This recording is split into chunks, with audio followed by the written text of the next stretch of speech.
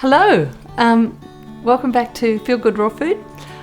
These little videos are just for me to be able to share, because I've been on a journey for over 30 years. Many things I've experienced, and I'm wanting to share them with you, not for any purpose other than if they resonate with you, to go on your own exploration. But one of the things, just last week I was talking with a dear friend, and I guess all of us know that there's us, and we know we're good of heart, and we know we have a good intent, and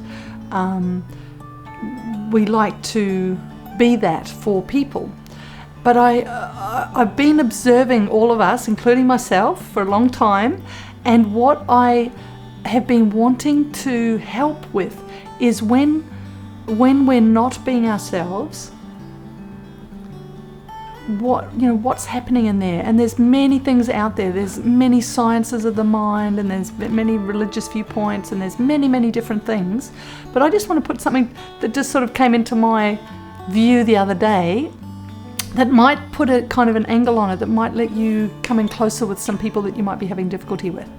But basically, the person is good. We do not have issue with each other. Human beings love human beings. Human beings love life. But we're all walking around with little bits and pieces that I kind of call in our backpack that come out occasionally. And sometimes when we feel hurt, or we feel made wrong, or we feel challenged, we can often feel it where we get defensive, or we get pushy. We want to push back or anything like that. I just want to give you an idea, and if you feel to play with it, please do. But what I know is that human beings, we actually don't have issue with each other. So what is occurring when that occurs? And one way of putting it is that we've all got little backpacks, and they're full of little gremlin kind of things. And at any given moment, these things can just kind of take over our space. So if somebody does something to us and they are not being themselves, can we be there for them and be aware of their backpack and what might be in it at that moment? Or do we go into reaction and have our backpack come to the fore? And generally it's either being to being, human being to human, and we're having a lovely time together, or it's my backpack versus your backpack, and who's going to win. Now, as human beings, we don't have a huge need to win. We tend to be cooperative in our nature. We kind of love family, and we love to come together, and we love things to be right in those places. And we're very community-minded. These things that hang out in our backpack, they are into isolation, right and wrong, power, needing to be the one who knows, or sometimes needing to be the one who's the worst. But it's not just us being ourselves. So the other day I was with a lovely friend, and we were talking, and it was very interesting to just become aware of this, a way of putting it across, so that he could see that, I'm not being myself in that moment. And to understand that most of us are thinking that when we're bad, it's us being bad. And then we're introverted, and our energy is introverted, and we tend to isolate, and we tend to have experience that relate to feeling quite small or needing to ride over the top and be big, neither of which is just being ourselves. So when we can allow the possibility that, what if this stuff isn't us? What if it's just stuff that's ended up in our environment, in our space, and that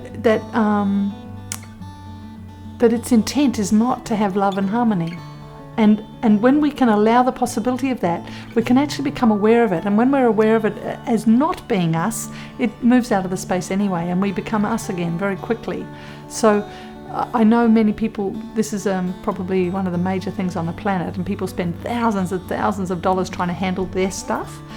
I just want to put a viewpoint forward that what if it's not your stuff? What if it's not you? And what if it's just something to be aware of, to become aware of the intent of it, and the impact of it on yourself and another, And what my experience is when you do become aware of it, it no longer has any power. It's only got power because we can't see it. It's in our backpack and it's hidden. And when it comes forward, we don't usually see it because we're there. We're not necessarily seeing it as it happens. We're in reaction and being kind of backed off from something, from a person, from being hurt, from whatever. But if you can allow the possibility that if it's not really harmonious and in close, that there's backpacks happening. I'll just use the word backpack because it's easy enough as a visual. And I'd be really interested to hear from you if this resonates with you, because my experience is that most of us have walked around thinking that we're way less than who we are as human beings. I believe the magnificence of the human being, we've lost it on this planet. And I think that is, it relates to the way we're living, to progress, to all these things that have occurred that have isolated us from each other. We've created things called generation gaps, where actually I don't think that all that is that we lose contact with the people who've gone before by thinking we're right about what we're experiencing. So that's very obvious in the music industry, where the music is changing all the time from one generation. Music, fashion, if you think about all if you think about all the things that are changing that get a grip on young teenagers or young children, and you see how that isolates those children from their parents. So when a parent puts on maybe, I don't know, Neil Diamond or somebody from 40 years ago, whether the kids can actually enjoy that music and come in with their parents around that music, or whether it's, no, this is my music, that's rubbish, blah, blah, blah. These are all created things. This is not natural, and it's not how a family would naturally operate. And so I just want to put forward that idea. I will continue to talk about it if anybody's interested. And this is the area that I love the most, because raw food supports us become ourselves. And I feel like we've been less than who we are. We don't even know. I don't think we even know anymore what it is to be truly human, especially in the Western culture. Maybe in some isolated parts of the planet where people are still living close to nature and still living with the land, in relationship with the land, maybe they still have a good idea. But I think we've ended up with an intellectual idea about it, but we might have lost the heart here in the Western world. So that's all I want to say today. Thank you for listening, and I look forward to seeing you again.